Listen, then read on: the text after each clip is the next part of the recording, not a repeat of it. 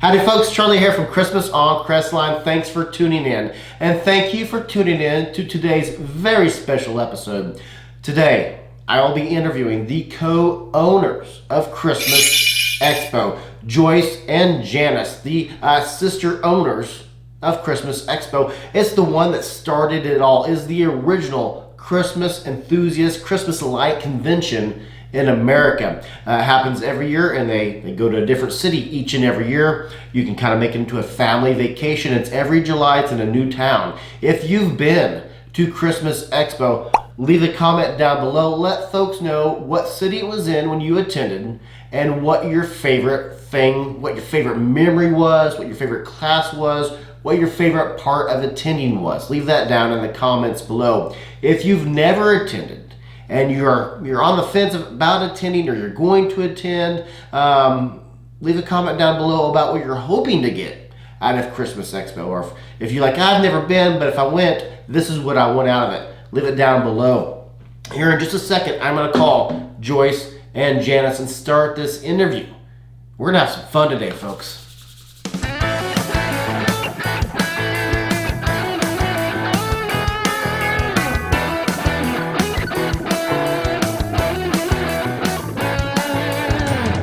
We have with us the owners of Christmas Expo, Joyce Perhac and Janice Blasko. We're going to do a phone interview today, but I have both Joyce and Janice with me on the phone today. Thank you so much, ladies, for coming on the show today. Thanks for having us, Charlie. We're excited to talk to you and your audience. Very nice. Oh, yes, absolutely. Would you both be so kind as to tell us who you two are and what Christmas Expo is?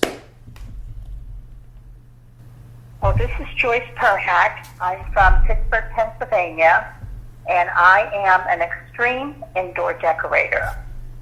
Janice and I are sisters. She is an extreme outdoor decorator. So we really are able to play off of each other. And we are co-owners of Christmas Expo, a 3-day conference that is held annually, and it moves around the country.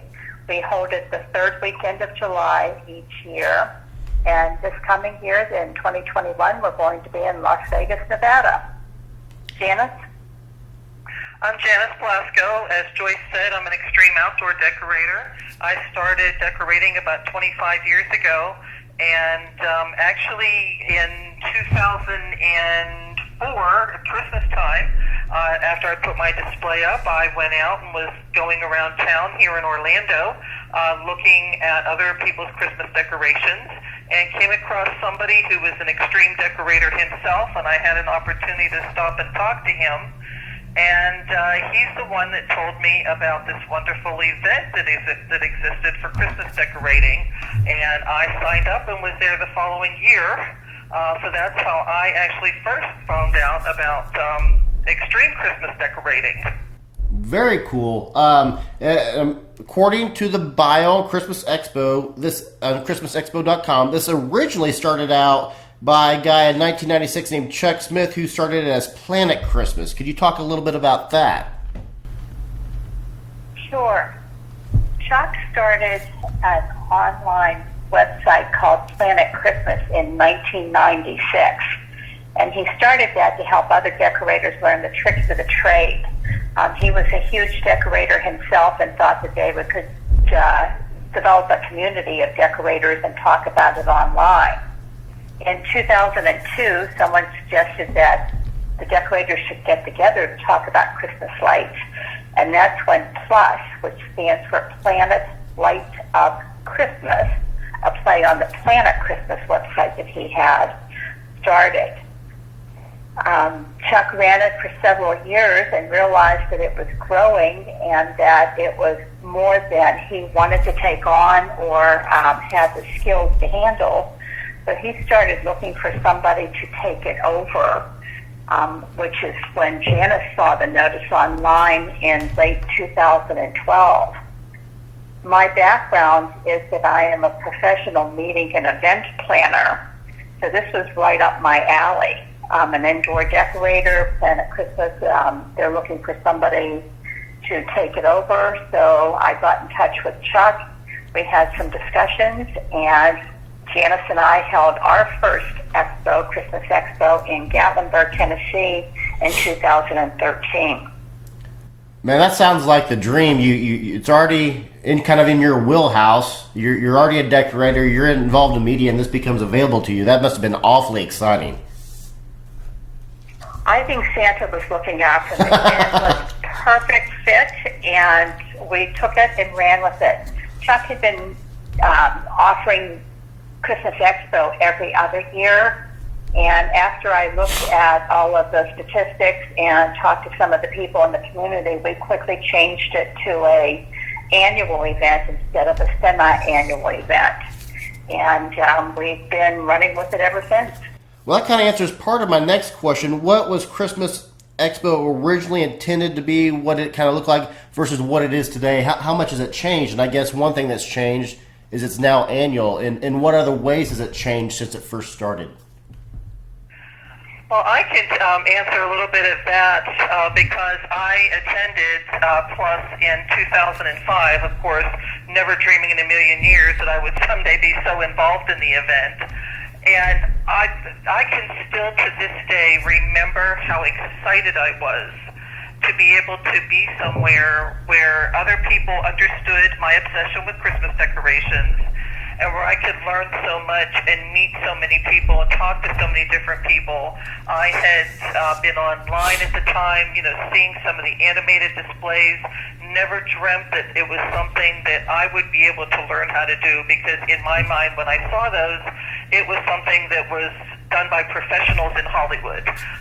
So I was so excited to be able to go to that first event and find out that it was something that I could actually master myself. Plus, back in those years, they ran generally 2 classrooms. So you had a couple of days you had 3 days of 2 classrooms running classes back to back all day. We have now expanded. We actually run pretty much 5 classrooms over the 3 days now. So we run anywhere from 60 to 80 different classes each year now. So it has really grown and expanded. We try and every year have our classes so that anybody that's coming in, whether you're a brand new decorator or you've been decorating for years, that there is something for everyone in each class time slot. So that you're not going to be sitting out saying, well, there's nothing that I'm really interested in. We try, our education committee and myself, we try and work to make sure that there are classes that will interest every level of decorator. That has been really wonderful. We have a lot of new people coming in that are just brand new to decorating, and we have our Christmas decorating basics classes that teach you the basics, even down to electricity and things like how many light strings you can run on a single line at one time, and how many you can plug in. Those are kind of the things that we cover for the basics. And of course, we have our higher end decorators that come in and teach the classes about doing the larger displays and the larger animation and going with pixels and that sort of thing. And that leads me to my next question perfectly. Who attends this? Is it homeowners? Is it DIYers? Is it new and experienced decorators? Is it municipalities? Who attends the Christmas Expo? We have attendees from all of those groups. Perfect. We have brand new homeowners, or brand new decorators that are interested but don't know how to get started. And we've had zoos come in. We've had large cities come in, some theme parks that have come in and taken classes. So we get all level of decorator in there. Theme parks, zoos, that's phenomenal. So someone who has never been, what can someone expect to get from the expo? Is it training? Is it networking? Is it vendor contacts? What can someone who attends, what can they expect to leave knowing or leave getting out of it, I guess I should say? It's actually all of those things. Obviously, the education is the most important factor when they're there. That's the opportunity to really learn from the experts who are teaching the classes. The networking is invaluable. Long-time friendships are being made at Christmas Expo because of people who meet the first time they're there and then keep in touch, obviously, via email and online afterwards. Very nice. The other thing that I can add to that is that when it comes to the networking, there's so much information out there between YouTube videos and other types of online information where you can learn on your own. But when you get out and meet other people, you can sit down and discuss different unique problems or get ideas. And I think that's one of the biggest things that comes out of Christmas Expo. And it was one of the things that came out when I attended my first event, is that I came home armed with ideas. I was scribbling notes through the whole thing, and we see that in our attendees now, where they're taking notes and they're, you can see the ideas popping up in their head. It's almost like you can see the light bulb above their head. They're coming up with different ideas on how to do things in their display. And not everybody has an animated display, and we cover that. We talk about, we have people that just do static displays, and they walk away with ideas on how to do evoke different moods and that type of thing in their displays. So being able to talk with other people and listen to the instructors really has inspired a lot of unique ideas in displays. And that's a great point. So Christmas Expo isn't just for animators; it's also for static displays. So people who just want to plug and play, put your display out, and not necessarily computerize it. Correct? Absolutely. Static displays can be just as beautiful and just as entertaining as an animated display. That's one thing I notice about, take the Christmas light fight, for example. I'm an animator, but my favorite displays on there are the static displays. So I've always, even though I'm an animator of Christmas lights, I like the static. Is there a, for when you talk to folks who attend the expo, or even in your own opinion, is there a one class that's can't miss, or is there one event that is a must see or must attend during the expo? Well, that's an interesting question. Yeah. I wouldn't say there's anything one specific as far as a class goes, because it all depends on where your interests lie. It's just a matter of what is interesting to you, what you want to get out of it, and what type of display you have. Fair enough. That's perfectly said. I know that everybody knows 2020 has kind of been weird, and 2021 isn't a whole lot different. It's a little bit different than 2020. I'm sure that's affected the expo. We were going to attend last year. That got pushed back to this year. As far as vendors goes, about how many vendors will you have at this year's expo? We generally have 45 to 50 vendors. Wow, okay. The mix changes every year depending on what city we're in, because we move around the country. Some large vendors sometimes can't travel as far as we are more West Coast and they're more East Coast kind of thing. But it's good to have new choices and new variety in the expo. So and I know vendors are anxious to get back out in front of their customers. So we're really looking for a good year this year in Vegas. And that's one good point about the Christmas Expo. That's kind of maybe an unintended, or maybe it is an intended side effect, is you guys pick a different city each and every year, which gives folks a different place to maybe take kind of a family vacation in addition to learning about Expo. Do you find a lot of people make this into a family vacation? We too, and that's actually one of the tenets of Christmas Expo, is that we will move around each year. Obviously, from the planning side, it would be a whole lot easier for me to go to the same city and use the same vendors every single year. But moving Christmas Expo around gives more people an opportunity to attend for the first time or to make a family vacation out of it. 2 years ago, we were in Daytona Beach. The hotel was right on the beach. You could walk out the door and there was the ocean. A lot of people made it into a family vacation where the kids and some grandparents who were babysitting were able to spend the day on the beach while the mother and father were inside learning. So we try to offer something different as an experience each year when we choose our location. What are your two personal? What are your favorite parts about the expo, and just in general? Every year, you know, X is going to be your favorite part. Is it the camaraderie? Is it meeting new people? What's your favorite part? This is Joyce, and I plan the background, the pieces and parts of the expo, get the vendors, and put all the logistics together. And I talk to a lot of the potential attendees each year, either on the phone or via email. The most fun part for me is when we actually can get on site and I get to meet these people and continue the conversations. People are fascinating. It's amazing how they've come into this community and what they do, and what they do for a living, and then do this on the side. So that's the most fun for me, is actually getting on site and meeting everybody in person. And this is Janice. For me, it goes back to, again, my own experience back in 2005, and that is I enjoy watching everybody coming out of classrooms excited. I have a tendency, I wander around the classrooms during the event to make sure not only that everything's going okay, but also to see the reactions of the students. And it's fascinating for me to stand there and see sometimes even hear the oohs and ahs of the students, and be able to see the excitement on their faces when they're learning something new, or something clicks into place, or that they figure out that they could do something that they never thought they could do before.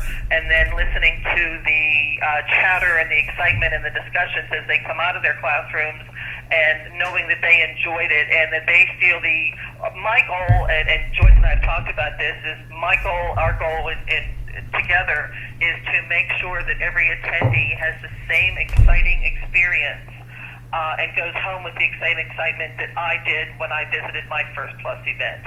That's our goal every year, is we want people to come and have fun, enjoy it, and feel that spirit of Christmas when they're there. That is a beautiful goal. And as you're talking about that, I'm sitting here grinning ear to ear, because I've had that experience I don't know how many times. God, I didn't know I could do this. That's beautifully said. I'm sure there's veterans of the show know exactly what to expect about all the fun. But for a first-timer, how long should a new attendee plan on being at the expo? Is it 2 days? Is it 3 days? Is it 1 day? What would you recommend to a first-time expo attendee? Obviously, personal schedules dictate what attendees can do.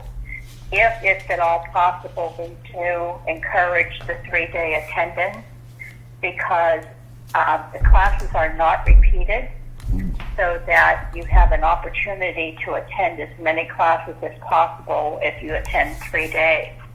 We also have social activities and vendor time built in, so that people can network, that they can get together with others. Maybe they've been talking to somebody online and they get to meet in person for the first time.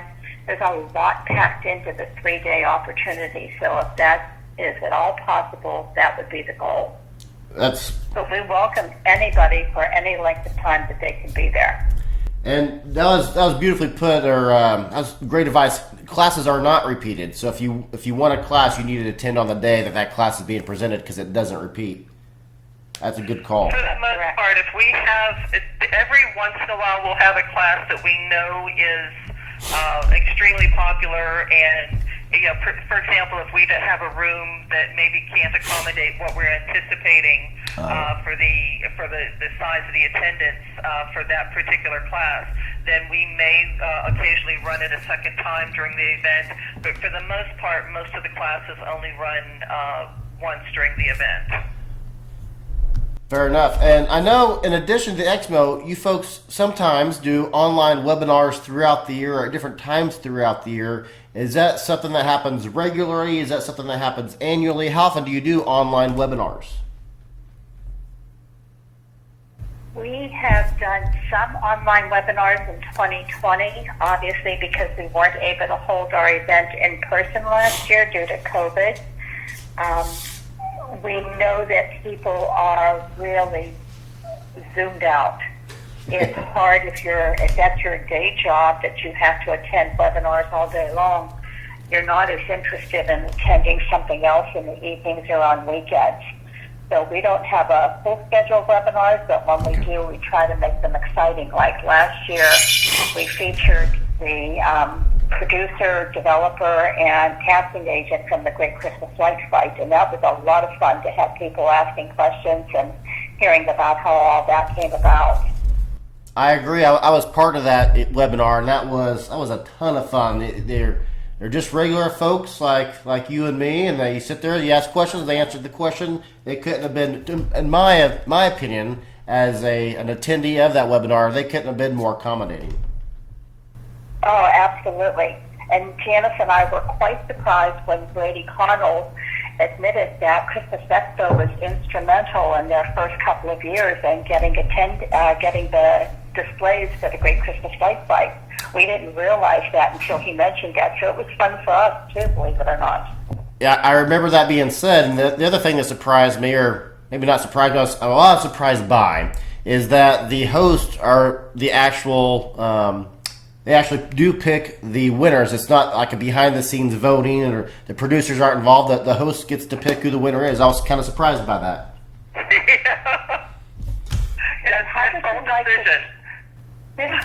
How would you like the job of having to find the red car that Santa drives up in each time? No kidding. That would take some networking to figure out what car clubs got that available in that city. Absolutely. I wouldn't even know where to start with that task, let me tell you. Fair enough. So for this year, for Christmas Expo, July 2021, where can folks go to buy tickets? Where can they go to book their hotel? Where's their one-stop shop to attend this year's event? Everything is available and can be found at christmasexpo.com. There's a button right on the homepage. It says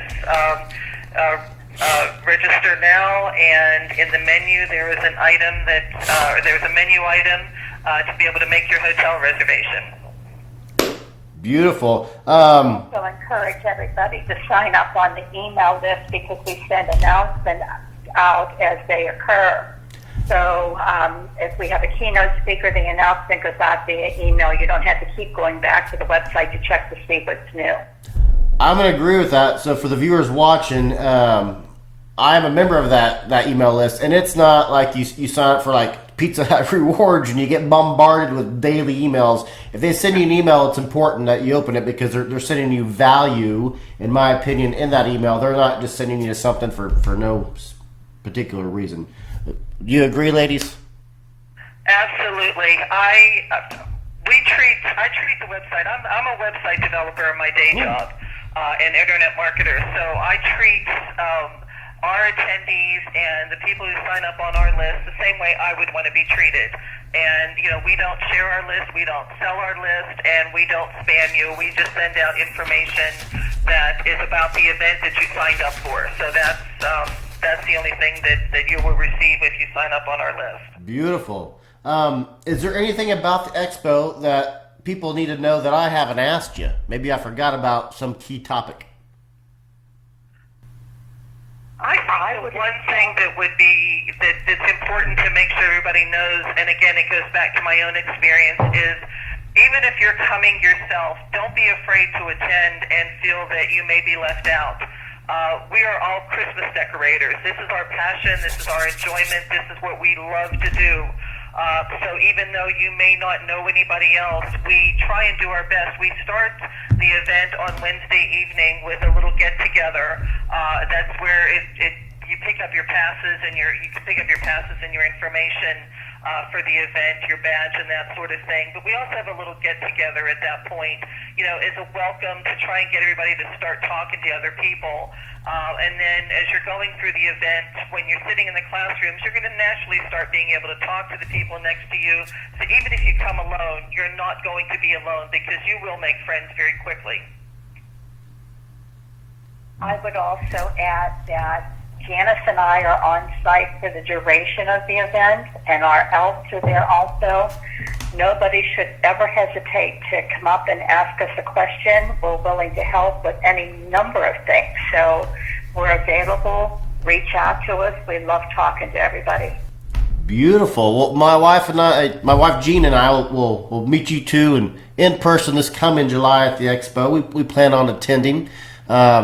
And I appreciate you so much for taking some time today to talk to my viewers and to talk to me and just kind of talk about the Expo. I'm a little bit like you, I imagine, where I could talk about this stuff all day long, every day, and I'd be fine with that. So, but thank you so much for taking the time and taking time out of your day and talking to me today. Thank you so Thanks much. for having us, Charlie. No problem, and I'll see you two in July. Sounds good. Great. Thank you, ladies. Thank you. Take care. Bye. Bye-bye. How awesome were Joyce and Janice? Thank you ever so much, ladies, for coming on the show today and taking a few minutes out of your time to talk to us about Christmas Expo. How awesome and accommodating were those two ladies? Round of applause for Joyce and Janice. If you've never been to Christmas Expo, what is it you would want to get out of going? Leave it down in the comments below. You can meet some Christmas tubers there. There's me, there's Candace Banner Christmas, there's Jeff, there's David from Learn Christmas Lighting, there's Ron Howard from Extreme Sequences. I can watch Ron Howard all day. But there's different Christmas tubers that go. Are you looking forward to meeting a Christmas tuber when you go to Christmas Expo? One thing we touch a little bit on, but not a lot of, is the Great Christmas Light Fight. They do have folks that go to that you can meet there as well. Sometimes they'll do panels, and you can talk to folks there. The producers were so nice in that webinar last year when I went on there and talked to them about the Great Christmas Light Fight. So if you've been before, leave a comment. If you've never been before, leave a comment down below about what it is you would want to get out of it. What I'm the most curious about that I'll be looking for in the comments is if you have been, what city was it in? And what all did you do there? Did you make it to a family vacation, or were you laser focused on the Christmas light space? One thing I thought that was neat, that I believe it was Janice that pointed out, is this is as much for static displays as it is for computerized Christmas light displays. If you don't have an animated Christmas light show, you just do a static display, this is for you as well. One thing we also didn't really touch on, but maybe should have, is the vendors. There's a ton of vendors there, 25 to 50 vendors that specialize, excuse me, done a lot of talking today, that specialize in this space. So it doesn't have to be just for computerized folks. It can be for static displays as well. That's about it for me today, guys. I need to get some water in me. I'm Charlie. I'll see you in the next video.